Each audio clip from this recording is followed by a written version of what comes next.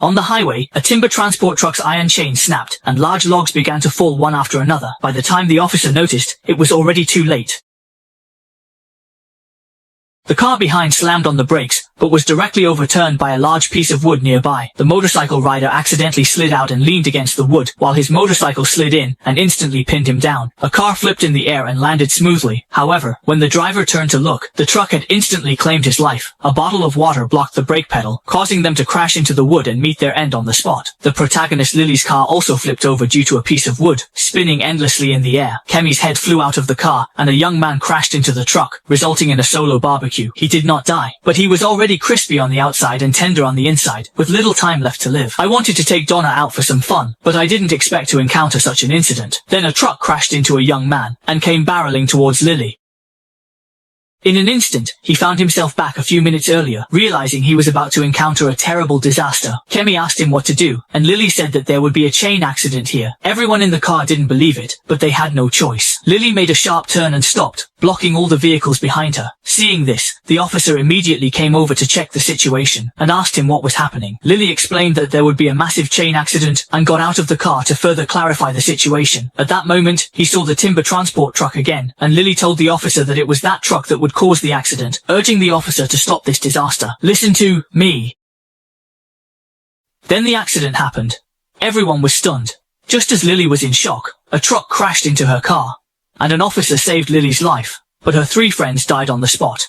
Lily was emotionally devastated, and the remaining survivors were taken back to the police station for questioning. The officer asked Lily how she knew, and she said she had experienced the disaster firsthand, seeing it happen just like what occurred to Alex on Flight 180. And it happened to be exactly 1 year ago today, as anyone who had heard about it would know. After the plane crash, the lucky survivors continued to die one after another. There were rumors that death was hunting them down, and whoever's turn it was would have to die until everyone was gone. However, Eugene himself certainly didn't believe it. He only said it to scare others for amusement. The officer knew about the plane incident, and that there was one survivor left. Only Claire had survived. She was staying nearby, wrapped in the padded walls of the Stony Brook Institute's ward.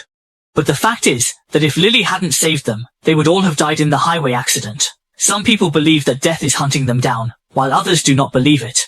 Lily's father found his daughter, and all the lucky ones returned home. Lily knew that things were far from over. Evan not only won $2 million in the lottery, but also survived the accident, yet death would not let him go. After a shopping spree, Evan returned home and threw the remaining noodles out the window, needing to make a new pot. Suddenly, a strange wind blew in, and Evan felt odd, not knowing where the wind came from, and he didn't notice a letter fall in. He put the noodles in the microwave to heat them up. His ex-girlfriend found out he won the lottery and called to ask for a reconciliation, but he dismissed her. Instead, he put on the newly bought diamond-encrusted gold watch and took out the diamond-studded gold ring, unaware that the remaining money might not last long. At that moment, the ring was blasted into the sink by the microwave. Evan quickly reached in to find the ring, while the pot behind him had already started to smoke. Suddenly, Evan realized that his large gold watch was stuck in the sink, and no matter how hard he tried, he couldn't pull it out. The rice cake behind him had burned in the pot and ignited into flames. He attempted to extinguish it, but the pot was knocked over, and the flames spread throughout his home. If this continued, Evan would perish in the fire. As the fire grew stronger, Evan desperately pulled his hand out and quickly grabbed the fire extinguisher to put out the flames, but 2 seconds later, the extinguisher stopped working. Evan wanted to escape, but both windows were blocked. He closed the door, and then broke the window to escape. At the last moment, he got out, avoiding being blown up. At home, Evan narrowly escaped disaster. Just as he was descending the escape ladder, it got stuck and wouldn't move. He shook the ladder vigorously, and it suddenly slid down, allowing him to land safely. Evan had escaped once again, but then he slipped on his own noodles and looked up to see the ladder above him coming down. Jesus Christ.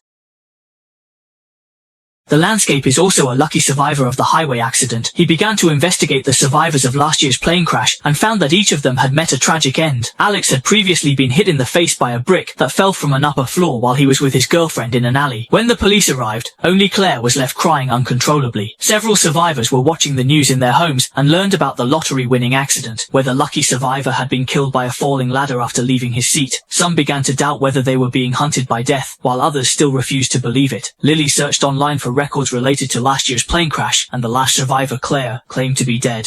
They were truly trying to kill him. Claire had moved into the Stony Brook Institute, and Lily looked up the location of the institute, deciding to pay a visit. She soon found her way there. According to the patient's requests, Lily was not allowed to bring any sharp objects inside, such as pencils, pens, lighters, necklaces, or safety pins. Therefore, Lily had to remove her belt and all other dangerous items, and even her nails could not be sharp. It is not that they are locking Claire up, but rather that Claire has voluntarily confined herself here.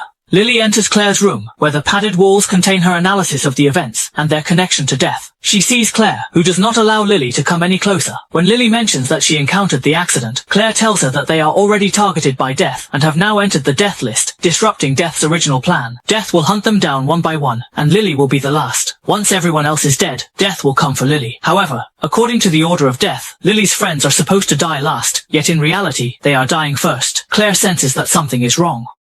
Death may have reversed the order of death for Claire, prompting Lily to remember certain signs that can be kept secret at critical moments.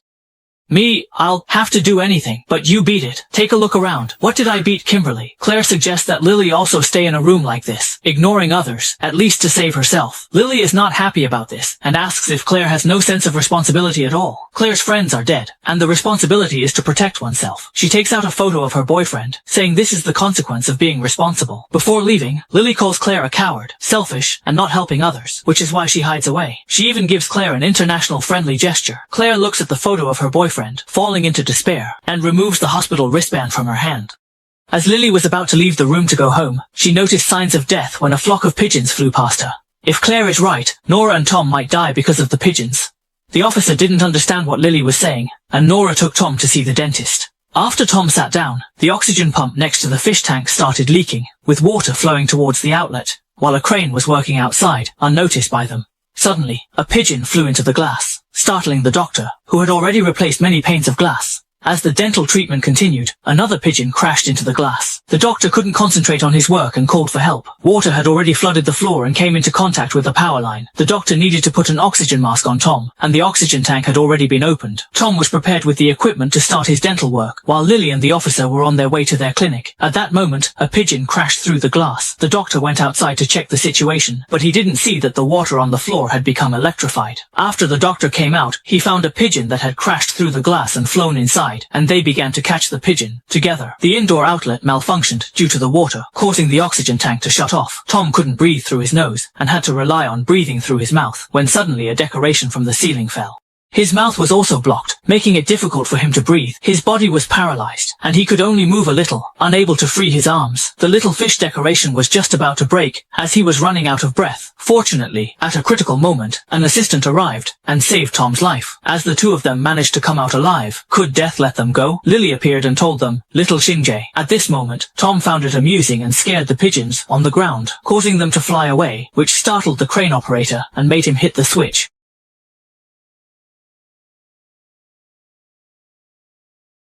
Lily is completely convinced of Claire and Death's pursuit. She wants to bring Nora over, but the officer has already passed, and Nora no longer cares about these things. The two are at a loss regarding the situation. When Claire appears like a lifeline, did Death skip over Claire? Claire takes the two to a place where they find the coroner and ask her how to escape Death's grasp. The coroner believes that no one can deceive Death, and Claire and her boyfriend have repeatedly seen through Death's schemes. The coroner lifts Claire's chin, warning her that she is playing with fire at Lily's request. The coroner tells them that only new life can defeat death. The arrival of new life can render the death list ineffective, and the rest is up to Lily to find the signs. While the three of them are refueling the car, Lily sees a premonition. She witnesses a white van falling into the water and drowning. At the same time, Claire also seems to see signs, utility poles, gas canisters. Everything makes her feel uneasy. The white van Lily saw belongs to a survivor of the accident, a pregnant woman. If they can keep her alive to give birth to new life, could it end the death list? With the help of the officer, they gather all the survivors together. Everyone can only overcome the difficulties by working together, but the whereabouts of the pregnant woman are still unknown. Lily gives everyone a phone for crucial life-saving alerts, and the next moment, a ball triggers a death trap, causing a surfboard to crash towards Claire. Fortunately, she dodges quickly, but it turns out that death has not spared her. Soon, Nora can no longer sit still. Her family is gone. Now she would rather accept any arrangement of fate. Eugene does not believe in any death list, and angrily leaves. The two take the elevator together, ignoring the prosthetic limb beside them. At this moment, everyone sees a sign, the shadow of a butcher holding a hook.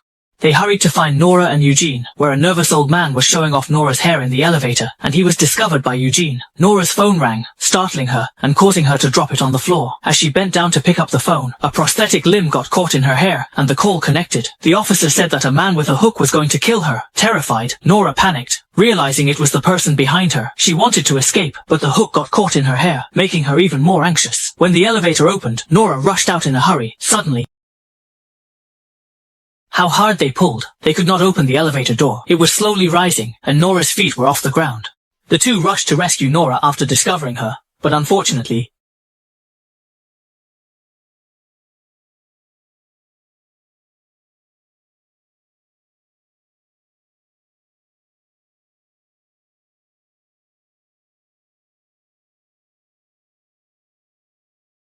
now Eugene should believe it, right? I didn't expect him to break down. Where is Nora? Without a word, they are determined to drink to their demise. After controlling Eugene, the officer opened the revolver to find all the chambers loaded. How could this be possible? Because it wasn't his turn to die, everyone began to search for the pregnant woman Isabella, and the mission to protect the new life was underway. At that moment, Isabella was temporarily detained in a holding facility due to car troubles. However, her water had broken, and the baby was about to be born. There was no time to delay. She could only drive Isabella's car to the hospital. Claire and her group were unaware that they were on the same road as Isabella, and both were driving towards each other. Just as the two cars met, Claire's car had a tire blowout and became uncontrollable, causing Isabella's car to nearly crash, and they both veered off the road.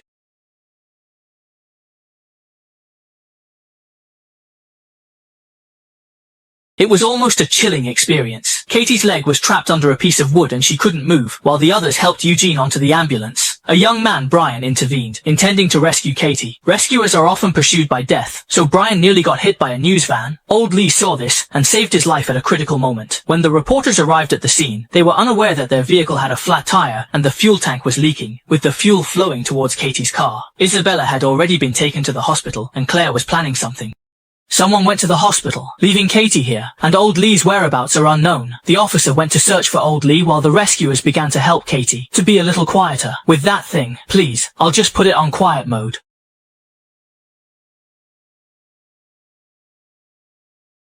Katie dropped her cigarette on the ground, and the wind blew it into a barrel of oil, igniting the fuel. The officer had just found Old Lee when death blocked his path, and then, the interview van exploded.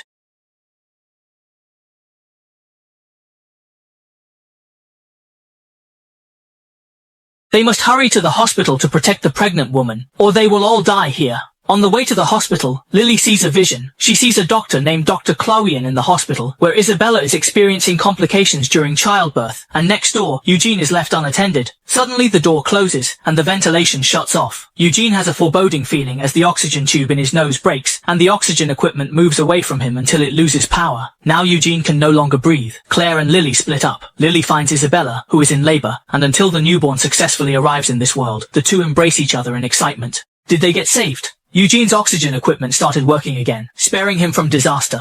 After the three met, Claire learned that the baby was born safely, but Lily saw another vision. She saw a van with Isabella and someone falling into a lake, being rescued by a doctor. It seemed that death was still ongoing, and Claire suspected it was Eugene, so she went to look for him. However, as soon as Claire opened the door, the sealed room was filled with flammable gas, and a spark triggered an explosion, causing the protagonist's halo to disappear. Lily indirectly caused Claire's death, and she is filled with guilt over it. At that moment, she looks at her hands and realizes she is the one who fell into the lake. After seeing the van, she redefines the meaning of new life. To save others, Lily decides to sacrifice herself, instructing the officer to find Dr. Clochian, then locks herself inside and accelerates the white van, driving it into the lake. The premonition becomes reality as the officer breaks down the door and jumps into the lake without hesitation to save Lily. However, when she gets down there, she cannot break the glass. Lily tells the officer, "I love you." Lily is on the verge of giving up. The design of the Grim Reaper revolves entirely around himself. Only when he dies will all disasters cease. After Lily wakes up again, she sees Dr. Clogian trying to save her, and he brings her back to life. Lily had stopped breathing for a while, and they believed they had successfully conquered death. Could the Grim Reaper be deceived? Soon after, they call their families together to throw a party and celebrate with a barbecue prepared by Brian. At this time, Brian's parents mention their son Brian, who almost got hit by an interview vehicle last time, and it was Lily's friend Old Lee who saved him at a critical moment. Lily has a bad feeling, and they discover that Brian has also entered the death toll. Just as the officer and Lily look at Brian, death continues.